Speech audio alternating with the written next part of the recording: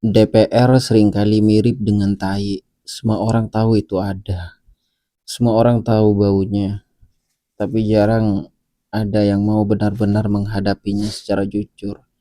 Sama seperti tai yang harus dikeluarkan demi kesehatan tubuh, DPR juga seharusnya mengeluarkan keputusan untuk membersihkan bangsa. Masalahnya, yang keluar sering justru makin bau. Tainya tai, kalau bisa dibahasakan. Jadi tai adalah sisa makanan yang tidak bisa diserap tubuh. DPR juga sering menghasilkan kebijakan yang tidak bisa dicerna rakyat.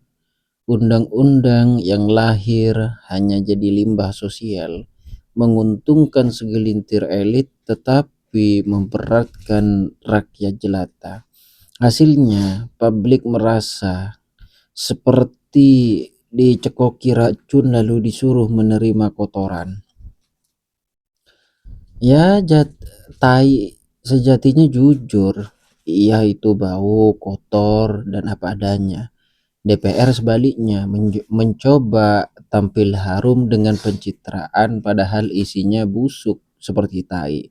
Ya, setidaknya tai tidak berpura-pura, sementara DPR berkamuflase dengan pidato-pidato yang harum dan terasa manis, padahal di balik layar ada negosiasi, di balik kolom meja, di balik di balik apa? Di balik layar itu ada negosiasi yang kotor, lebih kotor dari tai. Maaf ya, tai itu sebenarnya tidak bisa dikatakan baik. Ya, bisa jadi pupuk bila diolah dengan benar, memberi kehidupan baru. DPR pun bisa jadi sumber kemajuan bila aspirasi rakyat benar-benar diproses. Tapi yang sering terjadi, tai tetap dibuang begitu saja dan DPR juga membuang aspirasi rakyat seperti sampah. Ya, ada bedanya memang. Tai adalah konsekuensi biologis yang tidak bisa dihindari, sementara DPR adalah hasil pilihan politik rakyat. Ironi pahitnya, tai setiap hari bisa keluar dan hilang setelah disiram, sedangkan DPR duduk 5 tahun di kursi-kursi empuk meski baunya tetap menyebar. Ya kan, lebih parah dari tai kan begitu. Tai bisa diambil manfaatnya.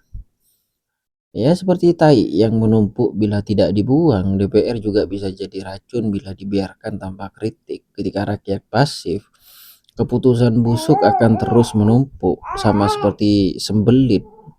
Makin ditahan, makin sakit. Maka kritik publik adalah pencahar, pencahar demokrasi maksudnya. Jadi rakyat sering menutup hidung ketika mendengar berita DPR, sama seperti orang menutup hidung saat mencium bau kotoran. Tetapi kalau tai bisa diolah jadi biogas, mengapa kebusukan DPR tak bisa diubah jadi energi perubahan, kan begitu? Mungkin masalahnya bukan baunya, tetapi cara kita mengolahnya. Ya, tai menyatukan semua manusia, kaya atau miskin, raja atau rakyat jelata, semua buang kotoran. DPR seharusnya juga menyatukan semua suara rakyat, tetapi realitasnya mereka lebih suka menyatukan suara pemodal oligarki. Inilah perbedaannya. Tai setidaknya adil, DPR ya kadang iya kadang tidak, jadi abu-abu. Dalam filsafat tubuh, tai adalah pengingat bahwa tidak ada yang sempurna. Dalam filsafat politik, DPR adalah pengingat bahwa demokrasi bisa melahirkan kotoran bila tidak dijaga dan dipelihara. Jadi kedua-duanya mengajarkan pelajaran yang sama. Jangan percaya pada kesempurnaan karena busuk selalu ada di dalamnya.